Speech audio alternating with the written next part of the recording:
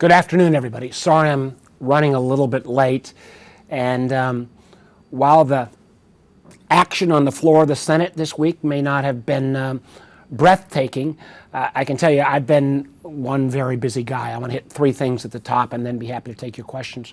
First, it was very proud of the bipartisan introduction of my Restrict Act. John Thune and I, plus now 14 senators in total, 7 Democrats, 7 Republicans, said we need a comprehensive approach on how we deal with foreign-based technology coming out of China, Russia, Iran, North Korea, Cuba, and Venezuela, just those 6 nations, a foreign-based communications technology, so that we don't have the current approach which is whack-a-mole. Years ago, the Intelligence Committee found a problem with a Russian software company, Kaspersky. It took us years to get it off the market. Huawei, I've talked to you all about many times over the years. We're still paying taxpayer money to rip out Huawei equipment because of the national security implications. TikTok, and I'll come back to that in a moment, is the current discussion. But what we need is a comprehensive approach that's rules-based, because communication technologies, Chinese or otherwise, you have to meet a higher standard because of the First Amendment. Rules-based, that doesn't name a specific company, because that simply invites retaliation from our adversaries, that can stand up in court, but will give the Commerce Secretary the tools to force a divestiture, force other mitigation, up to and including banning. And now let's talk about TikTok briefly. TikTok is not just an American concern. India has already banned TikTok. Canada and the EU have already required, at least on governmental devices, they don't have TikTok. And the challenge with TikTok is 100 million Americans, mostly young people, on average 90 minutes a day on TikTok. That poses the potential of 2 national security issues. One, that all that data that our kids are using, because it is interactive TikTok, could end up being taken and deposited and in China and be subject to the Communist Party of China's challenges and threats. 2, and this one almost concerns me more, is the ability of the Communist Party. Because remember, every company in China, at the end of the day, has to abide by the request of the Communist Party of China. If the Communist Party were to say to TikTok's management, hey, we want you to not show videos that ever mention Taiwan, or we want you to show videos that says January 6th was nothing but a peaceful expression of tourists. That kind of propaganda tool, this could be as powerful a propaganda tool as anything we've ever seen. And I know people have asked, well, what about all the young people who really like it?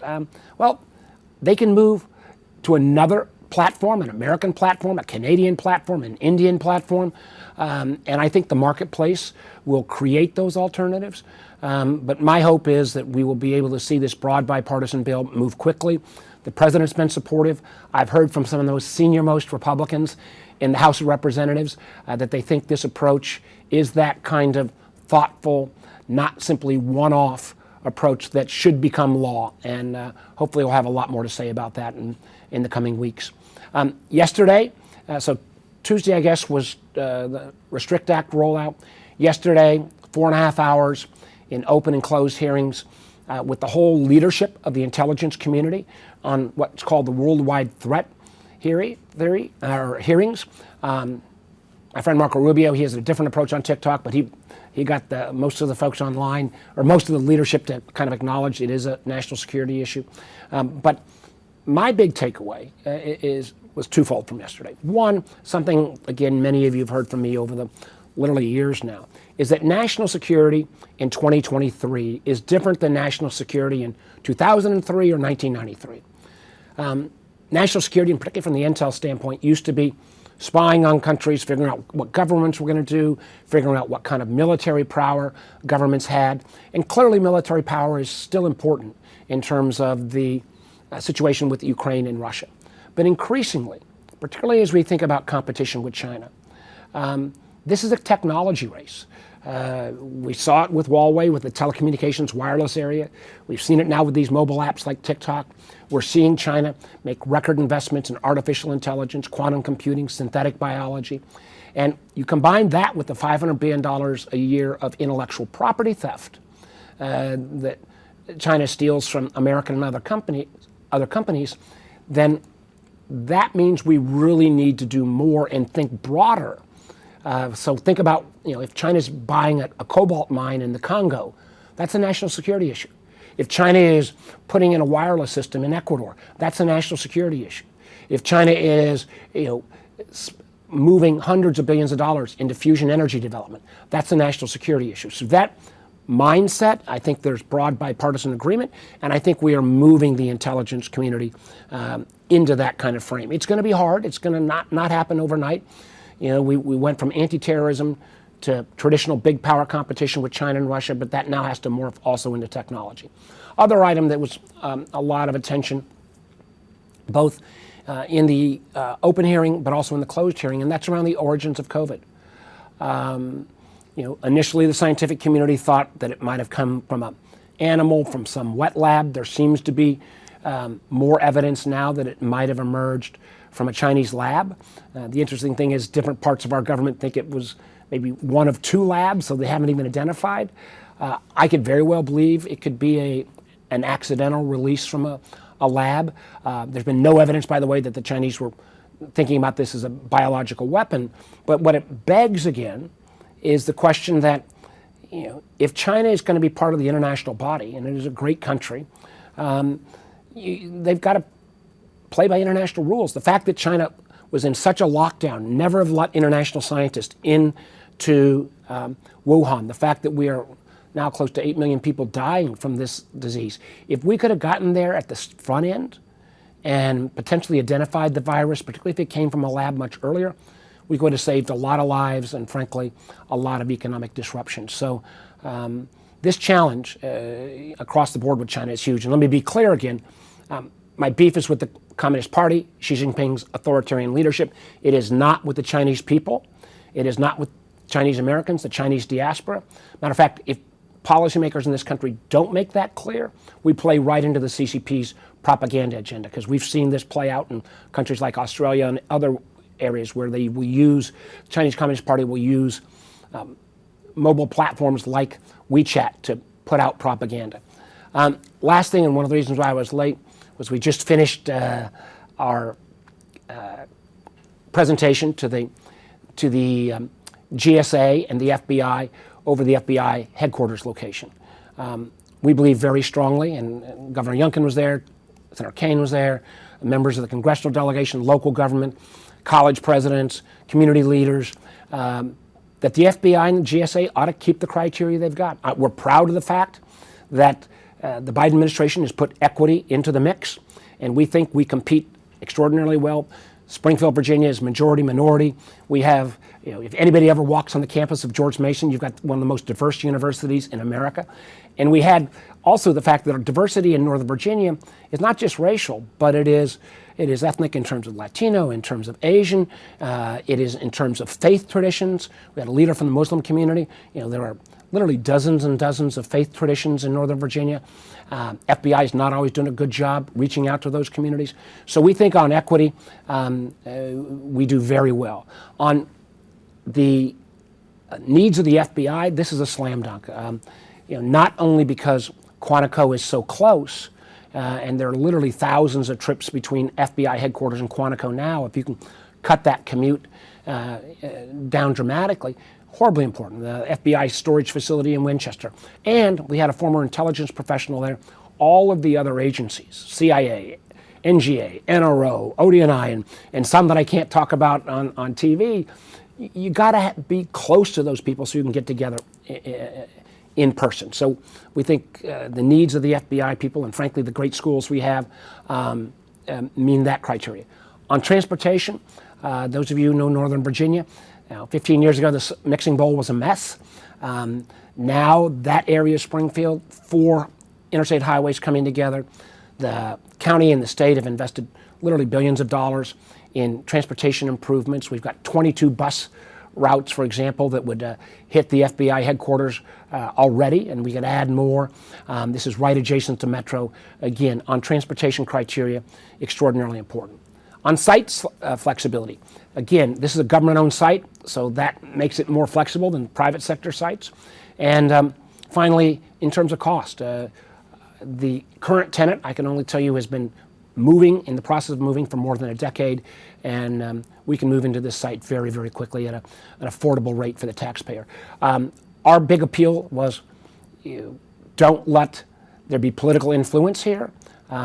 Both Maryland and Virginia got very concerned when under President Trump he slowed this process, I think self-servingly, because he didn't want potentially the FBI site to become a hotel competing with his hotel.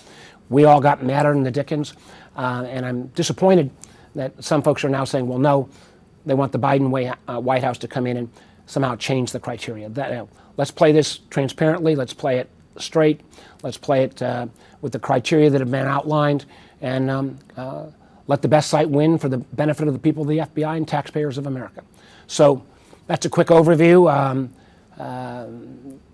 Obviously, as you know, I can go into excruciating detail on any of these, but why don't I go back to you guys? Laura, I think you're up, and let's have some questions. Senator, our first question will be Jacob Phillips with NBC 29. Hi, how you doing today? Good. So you were talking about, TikTok obviously potentially being one of the first ones that you worked on in terms of banning it. And I mean, a lot of people my age, I would say, are on it and just think of it as kind of like, a harmless thing. As you said 90 minutes a day. I think it might be a little bit more than that. I mean, just based on personal experience. But I was just curious, how important is it to how important is it for people to understand, how dangerous this stuff could be because it's, not American. Sorry, I had to step out real quick. Another person was starting an interview, but how important is it for that message to be spread? Well, good question, Jacob. And listen, there's a lot of creative activity on TikTok. There's a lot of people that now make a living as driving traffic as social indicators. I think that can happen on other platforms. And I bet Channel 29 would love to have everybody in Charlottesville 90 minutes a day watching your station. So this is a powerful, powerful, popular tool. I hope, and what our job is, and our job in the intelligence community is to kind of to declassify more information, is to say, every time you're on TikTok, because of the cameras watching your results, because of your monitoring even some of your keystrokes, that data is being collected. And while I've got problems with Facebook and Google and Amazon, but at least at the end of the day, they're American companies, TikTok has to answer to the Communist Party. It's Chinese law. So your data is in jeopardy to be used in malicious ways down the line. The other is, if you've got as we see from some of American broadcasting networks who come with a political view on the left or the right, if you've got this 90 minutes a day, semi-addicted audience that watches this and subtly it's the message is changing, and the message is suddenly political and it's anti-American or anti-Taiwan or pro-Communist Party, that's a challenge. And the thing that I would love to challenge any TikTok user to use, and it's hard to get on the Chinese site, because remember, China has a great firewall around the internet. They don't have a free and open internet. But the Chinese kids, Chinese young people have a version of TikTok that promotes science, engineering, work hard, be patriotic. Obviously, the TikTok that we and other people around the world isn't that way. So we've got to make the case that this is a national security concern. I can tell you it's sometimes hard. It took us a couple years to make the case with Huawei. And now we're spending taxpayer money to rip it out because it is such a national security threat. But I think this is an issue. I also think what we need is a set of rules that can stand up to judicial scrutiny that will say, if it's TikTok today, who knows what it'll be tomorrow? If there was a ChatGPT model coming out of China, that should worry us, and we need to be ahead of these things. Most of the times we've been chasing after the fact. And this is the contest, particularly with China, that we're engaged in. Technology knows no borders, but there are certain technologies that can be used for malicious purposes and literally jeopardize American and personal security. Senator, our next question will be Cameron Thompson with WTVR. Hi, Senator Warner. It's actually going to be joyful. I'm going to help Kim out today. But my question is unrelated to TikTok, but basically a woman reached out to one of my colleagues, and she has a nut allergy, and she was given a granola bar with nuts on a plane and had an allergic reaction on the plane. They did not have an EpiPen available, and it took forever, she said, for them to finally get something that could help her on the plane. So my question to you is, should a law be created to require all airlines to have specific EpiPens for common allergies? The short answer is yes. Matter of fact, I had proposed a law, and will reintroduce it this Congress, to require EpiPens be present on every airplane. And I know how important this is firsthand. My youngest daughter has a peanut allergy. We've had those kind of reactions. I've been to the hospital when she's got a peanut that we didn't realize was in some food. We've gone through an awful lot of EpiPens in our family. And the thing is, there is a law right now that the medicine, epinephrine, is on the plane. So I think they were able to give the lady the medicine, but it takes a lot longer. And the EpiPen, you can do an auto-inject, and it acts much quicker. This is common sense. I think the airlines have been better about trying to prevent nut products. But as you know, I think this was a case of granola, and they probably didn't read the whole label. So let's be smart and put an EpiPen on every plane. And I've got legislation to do this. And my hope is that this is the kind of no-brainer that I hope most folks would support. Senator, our next question will be Annie Anderson with Gray TV. Hi, Senator. Happy Budget Day. I wanted to get your thoughts on the budget. I talked to the White House. They said $5.5 trillion in tax increases, all on people making more than $400,000 a year and corporations. But also, we're hearing some Republicans who say they want to leverage the budget negotiations into the debt ceiling. What are your thoughts on the budget and also this using it as leverage for the debt ceiling? Well, first of all, I'm going to take a look at the president's budget. I do think there ought to be a fairer tax code. People like me who've been extraordinarily blessed to be successful in this country ought to pay their fair share. I had some problems with some of the president's prior proposals, if they're included again, like the idea of taxing somebody on a stock appreciation if they haven't sold that stock. That's not something that's done in most industrial nations. But I'll take a good look at the president's budget. And I hope what that will force will be my friends in the House, the Republican friends in the House, to put out their plan. And then let's compare. Because I think, it's one thing to talk about, cutting the deficit and cutting our debt, but it's easy to say that, kind of blandly. But if you actually put out the proposals, then you got to live with them. I remember I was very involved in the Simpson-Bowles plan that we were unsuccessful at more than a decade ago. But and these budget debates, they are fair. We ought to have them. We ought to, put our best presentations forward and let the American people decide. What we shouldn't do, what would be political malpractice, is to use any of this to take the political hand grenade, which is the debt ceiling, which could put in full faith and credit of the American government in jeopardy. Basically say we're not going to pay our bills, and all this baloney about where we can prioritize paying, bondholders first. Yeah, right. We're going to pay Chinese bondholders who owned a lot of our Treasury debt ahead of our military men and women or ahead of seniors. It doesn't work. You got to pay all your bills. And we've seen this movie before.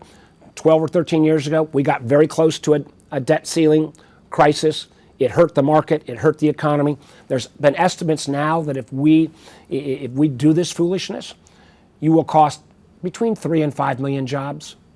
You will see carnage in the stock markets.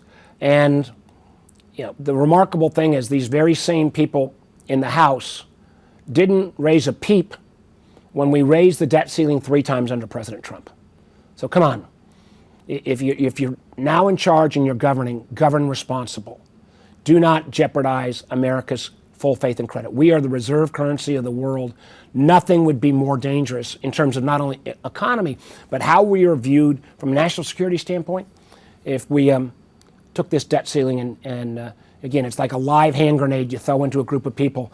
And for some of these folks, they don't care about the consequences of who gets hurt. Senator, our next question is Hannah Brandt with Nexstar. Hi, Senator Warner. Thanks for taking my question. I wanted to ask you, since we're approaching it this weekend, there's a renewed effort in the Senate to make daylight saving time permanent. I know this passed before, then stalled in the House. I wanted to get your thoughts on that proposal and whether you think it's going to pass. I missed, there's a lot of echo on there. What was the issue again? Sorry, yeah, just asking about the effort to make daylight saving time permanent. Daylight saving time. I don't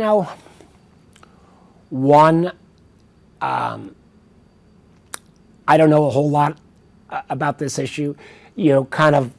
I would be, I think, supportive of maintaining daylight savings time. But frankly, that's kind of a glib response. I had to do a little more due diligence before I weigh in, but I know when it gets dark at 4 o'clock in the afternoon in December, it's kind of depressing, and the idea of having a little extra hours of light.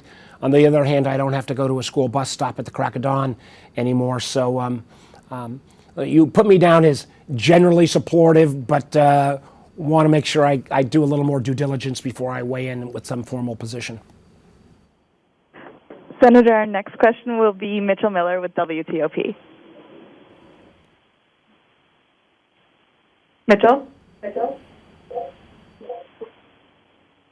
Okay, we're going to move on to Mia Nelson with WSET. Hi, Senator Warner. Thank you for your time today. My question is, what is your outlook on the Supreme Court taking up the case on President Biden's student loan forgiveness plan? Great, very good question. It appears that the Supreme Court, this conservative court, will probably strike the President Biden's student debt relief effort down.